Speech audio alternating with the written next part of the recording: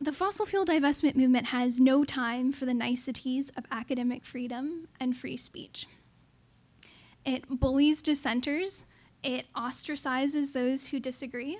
When I spoke to students who were not part of the divestment campaign and asked them what they thought about divestment, they were usually very hesitant to speak. And when they did speak, they often did not want their names used. And as the conversation continued and the reasons came out, usually the case was that they didn't think divestment was a good idea. They didn't think it would be effective, even self-identified students who considered themselves environmentalists who would oppose divestment and they thought it was ineffective.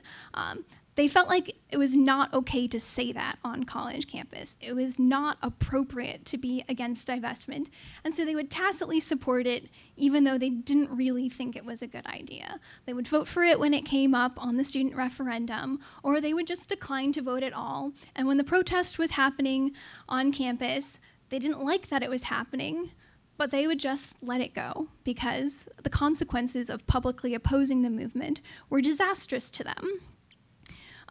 The most poignant example of this happened at Swarthmore College 2.5 years ago when a group of students affiliated with Swarthmore Mountain Justice and some of their other allies on campus hijacked a board meeting. The board had agreed for the first time in its history to a public meeting in which any students could attend, professors could attend. They would consider the question of fossil fuel divestment. They would share a panel with the students who were in favor of divestment.